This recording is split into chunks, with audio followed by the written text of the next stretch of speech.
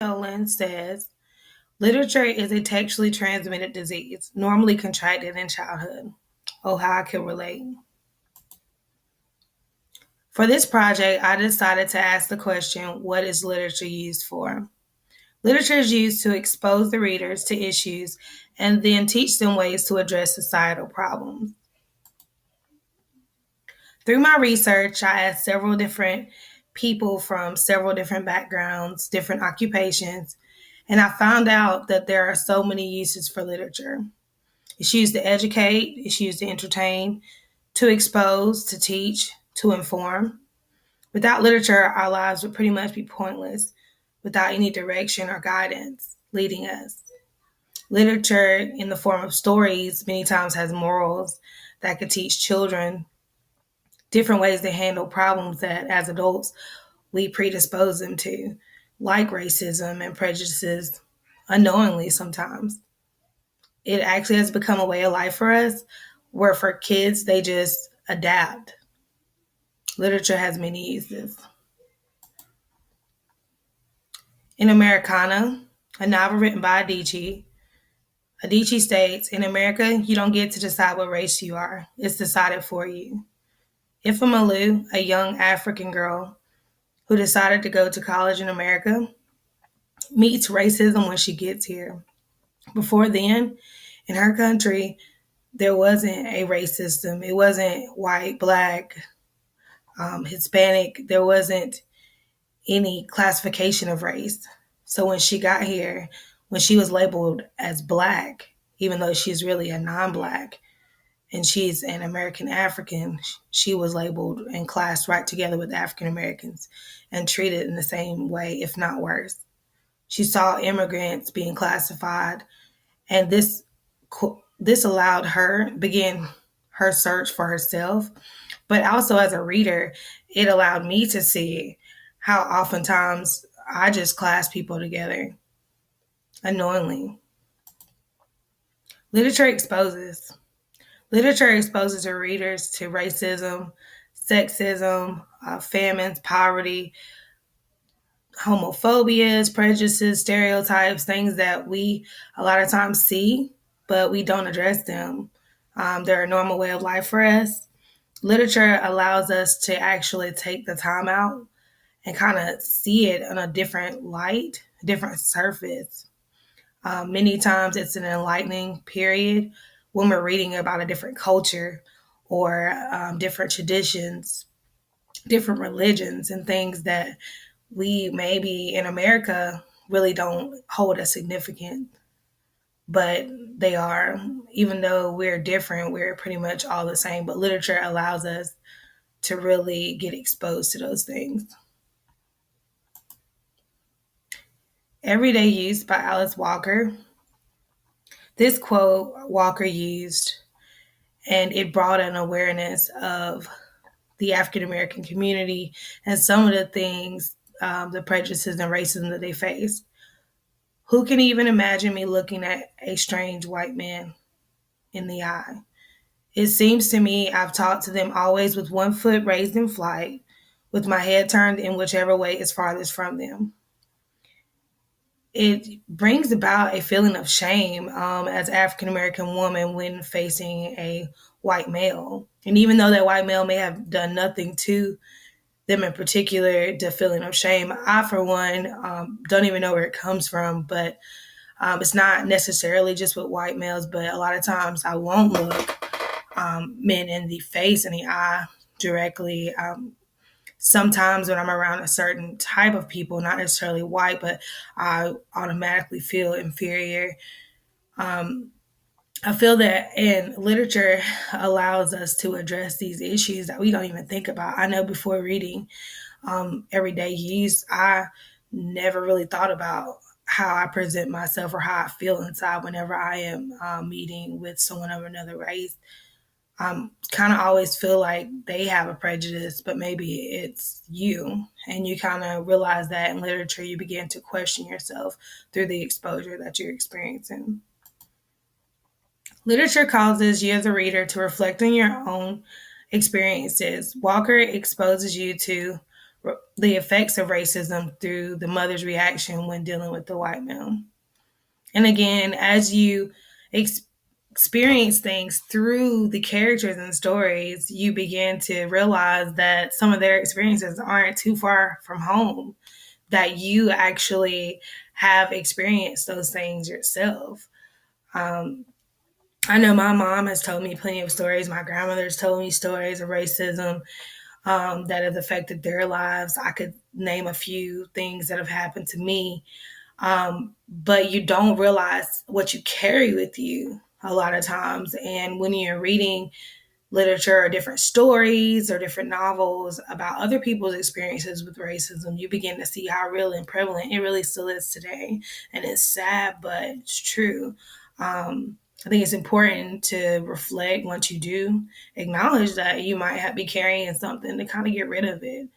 Um, so that you can move forward and realize that everyone's not the same. And even though racism still exists, there are some people who are not racist.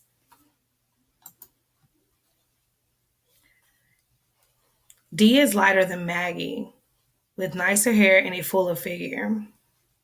An African American community, again, this is prevalent where we judge each other. I know as a young girl growing up, like I can completely relate to teachers treating me differently because I have darker skin. I'm not dark skinned. I have more of a fair tone, but still, I saw the difference in myself between maybe someone who was mixed or even just someone who was lighter skinned than me, nicer hair than me. Began to feel inferior as a young girl. And even my daughter recently has faced this issue, not so much from others, but for herself, when comparing herself to what she sees on TV or what she sees being magnified by other people.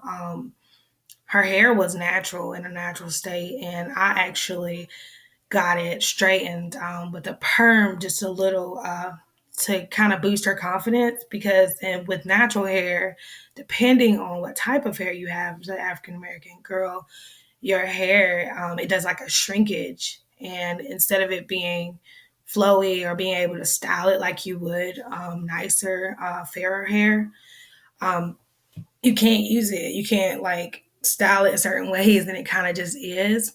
And for a young girl, it really, really kills your self esteem when you don't understand that like everybody's different and that you're perfect in your own way. And although I encourage my daughter, it is something that she, as a young African American girl, is coming into her own enlightenment about it. So I can definitely relate to this. Walker exposes us to prejudices even within the same race. In African American culture, people with lighter skin and better hair are treated differently than those with darker skin. And again, as I mentioned before, I have actually experienced this and I still see it today. And sometimes, again, like the beginning of this project, people don't even realize that they do it. They're predisposed to doing it because society creates a sense of what is right for us, whether we truly believe it and have adapted it as a belief for ourselves, but more of it that we actually have absorbed the ideals and we begin to act them out subconsciously. But literature allows you to reach out and correct the things that you're doing wrong. Or the things that you didn't know were wrong, but it addresses those things and allows you to address them within yourself. The paper bag test. They say the days of the paper bag test are gone. Let's move forward. Adichie wrote this in Americana. Ifemalu had a column or like a blog post, what we would call a blog post today. This is what she used to address her issues and experiences with racism in America. In this column, in this particular one, she was talking about, the difference in skin color of African Americans and an old way that people used to compare African American people with who was lighter and who was darker. And if you were lighter, you like passed the test by comparing your skin color to a paper bag. That was the way that you got into a lot of sororities, fraternities, the way you just excelled in life, whether you got your job, whether you were accepted in the African American community was pretty much based on your skin comparison to a paper bag. And it's sad, but that definitely was something that took place. What is it exactly? I kind of just explained that, but it was an actual test. And it definitely separated and caused a lot of separation in families, a lot of separation in different maybe churches or different groups and subcultures within society. Zora Neale Hurston, this is a picture of her, was the first well-known writer to air this practice in public. She wrote about it in her books. It's a form of colorism, um, just a classification of people, just pretty much like any other ism.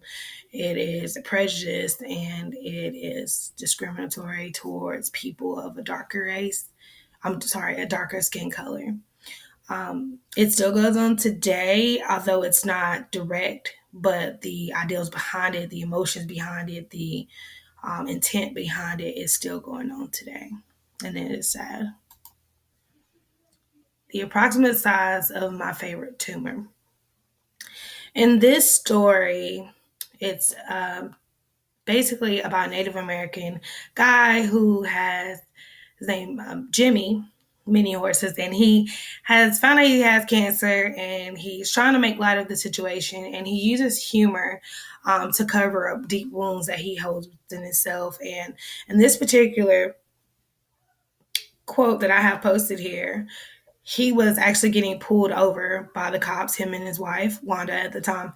And instead of him being upset, instead of him reacting in a way that would cause him to get in more trouble or put them in harm's way, he kind of sarcastically, humorously got out of the ticket. But this is what he said: I'll just tell everyone how respectful you were of our native traditions, how much you understood about social conditions that led to the criminal acts of so many Indians. And what Alexi was trying to bring out, and what he does bring out in a lot of his literary works, is the treatment of Native Americans in this country. And as we know, there is a protest going on right now. And I, being of Native American heritage, also can definitely relate to the discrimination that is from law enforcement, but not just law enforcement. I mean, from school system. But in this particular text, he's exposing us to Native American discrimination, and how not just the law enforcement, but many other people go and are trying to um,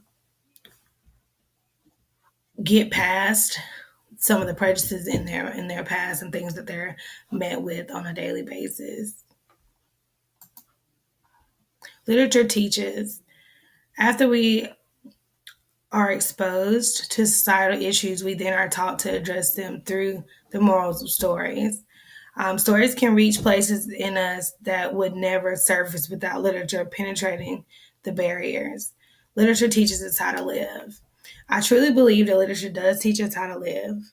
Um, One of the pictures that I have here is of the little engine that could, and I can remember this story all too well today. I am 29 years old and I still will read this to my kids. And I hope that they take from this the moral that they can do and accomplish anything.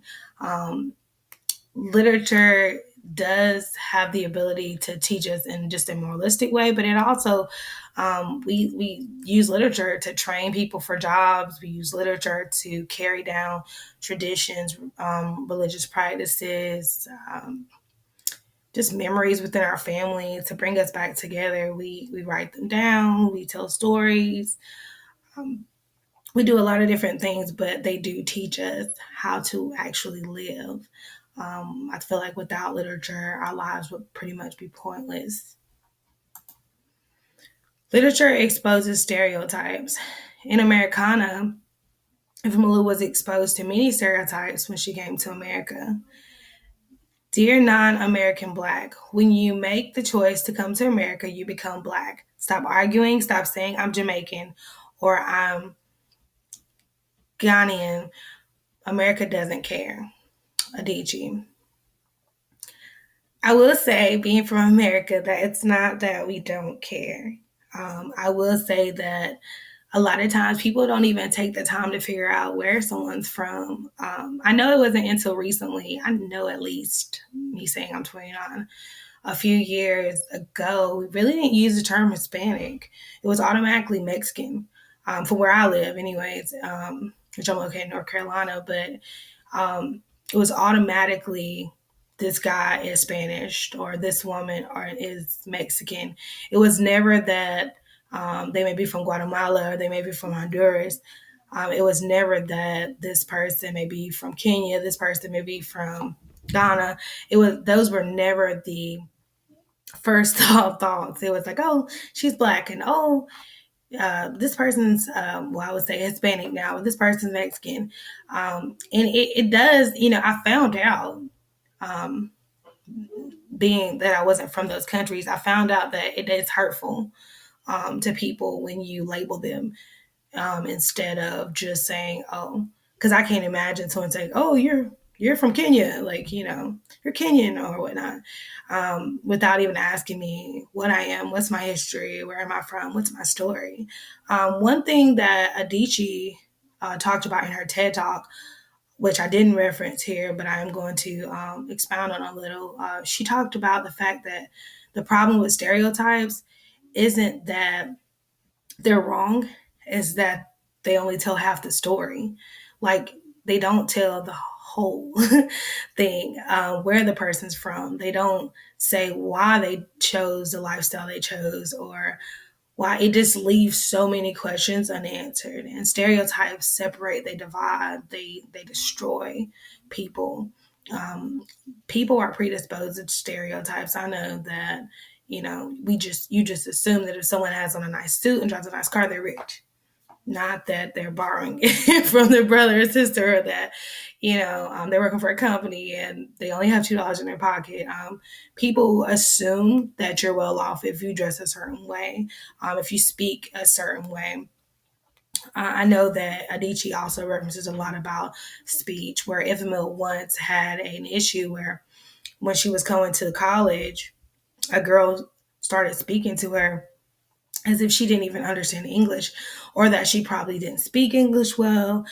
And if as she traveled through America and she tried to find her place, she ended up just having to create her own place within America, within herself, having to kind of let go of the stereotypes that she was being faced with, and stop trying to fight them so hard, but just establish her own truth.